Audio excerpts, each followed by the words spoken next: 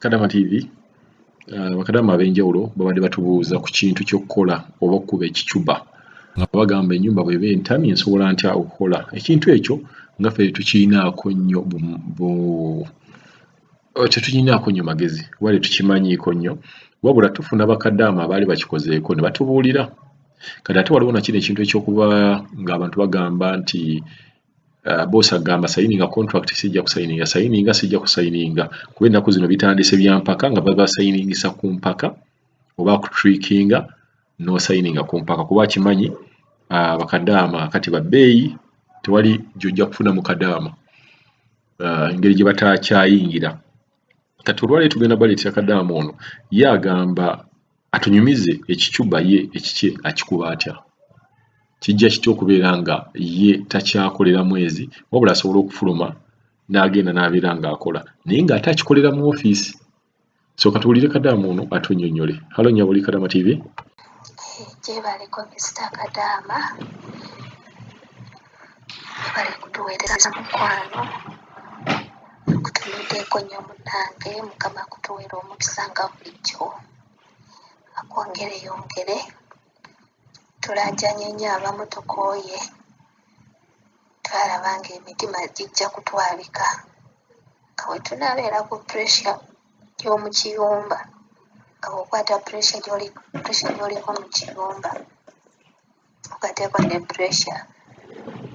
n'ebiri mu nsi yaffe ebitugaanyisizza okgenda oyinza okwabika omutima so mbadde nsaba mpiseewo kano akalango oba ojja kkanteerayo kwabo abanaaba bakabayinze bajja kikola abanaaba nga bakabayinze yeah it's not a command it's not by force but it's your choice and kisinziira n'engeri gy'oyisibwamu wawooli ez'omu sente za quarantine bagenda okuzireeta nga nze obusente bwonna nali nabusindikadde e Uganda kyova olaba nti mbadde ndaajana yesi nga ndajjana naye nga nkimanyi waliwo n'abo abalinga nze ng'obusente baayisindika okubeera nti buyamba famire zaffe e Uganda nga wasigaza kimu nti yes onosigazamu like 50 kyeddi kwekuumisa mu nsawo wezityo nga tolina sente zigula zisasula gundi eya tiketi jjukira babosi bazitusasulira sente za quarantine nga te obeera tozirina naye nze kyenakola kyengoze emabega awo nalaba nti embeera babosi bange gye bampisamu si nnungi ate nga ekyokubiri nga sirinaawo sente zisobola kusasula quarantine already nali mazeeko contract yange ng'obusente bwonna nabusindika kandi mu kasente just kakwekuumisa emergency tomanyi ebigayitirayo bitalaze just kange nga nze alinamu 50 kyeddi kyange nga gye neekuumisizza era gyenina paaka kati bosi wange ye yagamba agenda kunsasulira tiketi yokka ebisigadde tayagala kumanya so kati nembeera nga nstruglinga bwentyo ate nga jjukira ndiwo naye nga kati nkola nga sisasulwa neŋŋamba no kino sijja kukigumiikiriza kati nga bwe mbagamba okuntwalako ofiisi tebakkiriza nga baŋŋamba ofiisi tebakkirizayo muntu biki bannange mugenderere nnyo information ng'obadde ogamba boosi ekintu ky'okumuvaako n'aleetawo ensonga mukigenderere nnyo twala obuvunaanyizibwa mu nnyini osaakinga ekituufu kyaŋŋamba kyekituufu oba nedda kati nze omukyala yaŋŋamba oyagala kuba namugamba ntwala ku ofiisi nga ndaba okola nga tansasula ate tebagenda kunsasulira gundi quarantine money ez'ensibye eno neŋŋamba no wano nina okweyiya nga bukyali nemugamba bantwale ku ofiisi agaana ate biki ate ofiisi ate tebakkirizayo bantu ate biki nemugamba no ofiisi gye nayitamu okujja wano ate contract nakimalako bulungi nga lwaki tebatukkiriza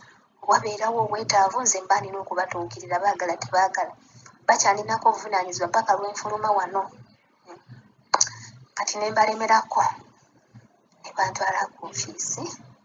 Bwe bantwala ku ofiisi nsuubira kati mazeyo ennaku nga 4. Kati bwe natuuka ku ofiisi ne mbanyonnyola obuzibu bwange.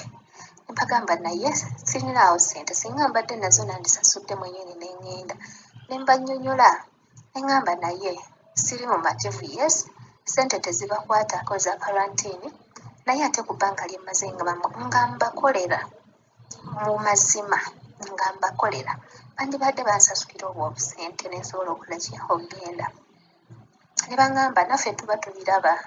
naye tuba tetusobola kubagamba, naye nga kiba kibi omuntu okukolera ebyo. Aba ofiisi nga be baŋŋamba tekiba kibi omuntu okukolera ebbanga eryo lyonna lyonna kyokka nga ne balemererwa okusasulira obwo obusente obutini. Kati munnaaye ne ofiisi ne mpa advice ne baŋŋamba osobola okusayininga contract, ne mbagamba no, sisobola kusayininga contract ndala kubanga in fact ndi mulwadde, newulira omugongo gwange mulwadde, nsiba musibe, ebigere nsiba bisibe, omukono, ekifuba. So kati nendabanga sijja kusobola ate contract endala y'emyaka 2. Neŋŋamba nedda, neŋŋamba kambiirewo, naye we munfunirayo omuntu ayagala nti ŋŋende mukolera olunaku abeeyo ku kasente kampa nga sonde nfune za karantiini, nja kikola, naye sikyasobola kusayininga contract. Ne bakkiriza. Good enough, olunaku lunyininyini olwokusatu bwe baamaliriza kumbuuza ebyo, kuba bwe bantwala baalwawo okumbuuza kiki kye neetaaga. Kiyayitawo ennaku 2 nga bosiba nga amaze okuddayo. Then luno olunaku olwokusatu bwe bambuuza kye neetaaga, kirabika baali bafunye ono omukyala gwe nzija ne nkubirako ekicuba. Era saawa zino ndi ku kicuba, bayisaawa 8 ajja kuba awali omuvuka gwe batera okusindika okunzizaayo ku ofiisi, kuba wenkubire wano ekicuba si wala ne ofiisi eno eya Jordani. Wenjogera ku ofiisi eya Jordani, abaana Jordani abayita mu ofiisi weetyo gye bayita Mesaya, muyinza okukitegeera. Kaakati famaliza ne baŋŋamba essaawa zino waliwo omuntu abadde ayagala ogenda okole ki okumulongoosezaako ewuwe. Ne ŋŋamba tewali buzibu, naye nina okumanya obudde bwe ntandikirako okukola n'essaawa mmeka ze nnaamalayo na ssaawa ki ze nina okuviirayo. Ne baŋŋamba ekisooka obadde oyagala kuvayo ssaawa mmeka? Ne mbagamba njagala nveyo ssaawa 9. Ne baŋŋamba okay. Omukyala ne bamukubira essimu n'ajja, bamugamba agenda kujja kulongooseze mutwale, naye bayisaawa 9 beera nga akomyewo wano eno. Omukyala n'antwala okutandika okulongoosa ava muwala we. Ne bagamba bampe omuntu, saagala kundeka mu nnyumba nzekka, bampe omuntu gwe asobola okubeera nga wadde nga takola nnyo kyamaanyi naye nga asobola okubeera nga amuttaringa. Saagala ate kugamba nti waliwo ekibuze nti ate nze azze, kyokka siri gundi nti nasayiniza enkola wano nti forever tuba myaka 2 nkuba kicuba nfuluma ngenda. Saagala ekintu kibule ate bagambe nti nze yakoze eki nakitutte. Ne bampa omuwala abeera amuntaringa nga wenkola saawa wemaliriza emirimu gyange saawa wegituuka 9 ng'omuvubuka oba wano wenkubira ekicuba waliwo emmotoka ngeera mu bumategeera. So kati oba beerawo omuntu asobola okugivuga kunzizaayo wali ku ofiisi, avuga nanzizaayo. Bwebanga tebasobodde kunzizaayo, nze nkuba essimu ku ofiisi ne basindika omuntu najja nampiikinga n'enkomawo. Kati nze simanyi ssente oli omukyala zaawa ofiisi, naye nze omukyala yaŋŋamba mu wiiki mbeere nga mulongosezaamu emirundi 2. Kati mu wiiki emirundi 2 nga buli lwe ngenza okulongoosa olunaku lumu ampayo gyeddyaana oba 5, naye olwasooka yampa gyeddyaana ze yampa. Kati olwokubiri kuba nakakolayo ennaku 2 zokka, bagambye nakagendayo ennaku 2. Olwasooka yampa gyali gyeddyaana, kati olwazzeeko yampadde gyeddi 45. Kati we naleeta ssente ezo okwagala okugezesa bano kati ne ntwala ng'ababosi bange bano aba ofiisi bwe bampa ssente ezo ne nkomawo ku ofiisi natuukira mu ofiisi ne nzitwala ku kawunta okuzikwasa oyo omwami naye ne ofiisi aŋŋamba no nga njagala amanye ku ssente ezo nkolera bbo oba zange nga nze bwe mba nkolera bbo nfune pulaani B nga sikyanze kugenda kukolera ezo ssente nga bo bye bazitwala nedda bakadama tubeere bagezi beerawo ng'omusiru naye ng'otegeera leka bakulabe ng'omusiru naye ng'otegeera neziwaayo ne mugamba baba ssente zino ze bansasudde nagamba no that is your money ezo ssente zo okitegeera nagamba no gwe buli we bajja okutwala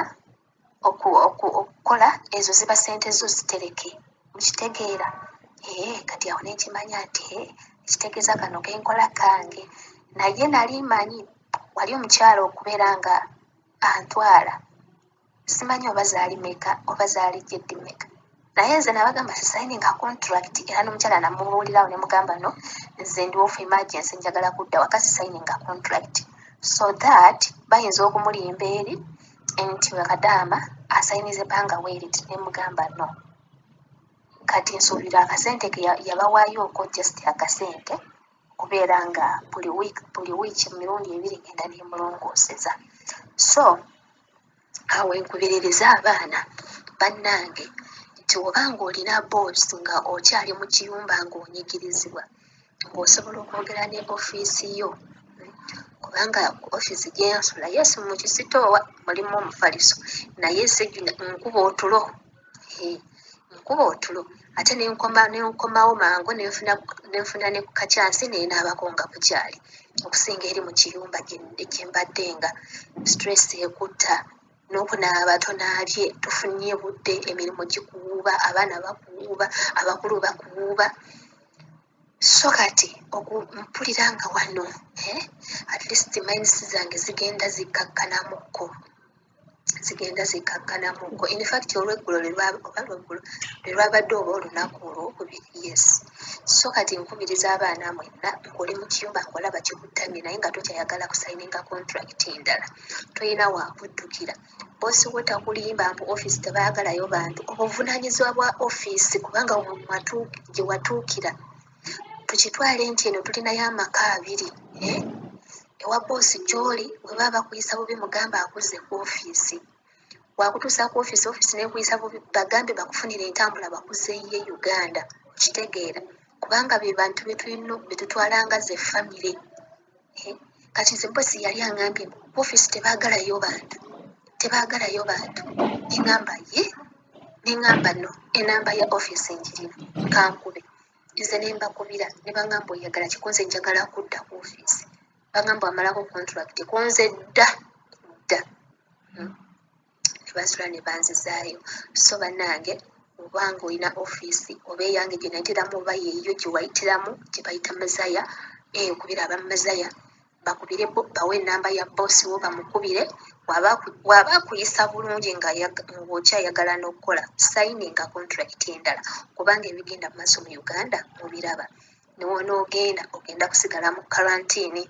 kumala ebbanga naye n'ekirala bwe tusigala eno nga obadde okyalinayo kyansi ekola sayininga contract endala okole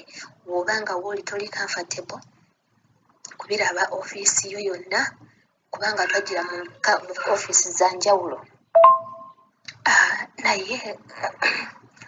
obanga wamalako bulungi contract ffenna tukimanyi bulungi nti boosi eba alina okusasulira tiketi so obanga osazeewo nti ogenda ku ofiisi olina okumekinga sure nti ssente za tiketi bazikuwa nobeerawo nga tulindirira kiki ekiraddako oba natumbulira tebatukkirize nyonyi kyeddako kubanga kati ffe wano Jordan tuwulira nti waliwo enyonyi waliwo abajuza fo abaregisteringa nga bagenda ono 1st September kati tetumanyi oba banaaba bakyusizaamu oba kituufu bajja kgenda so ati Mr. Kadaama ajja kuba atutegeeza kuba ye informa waffe asinga.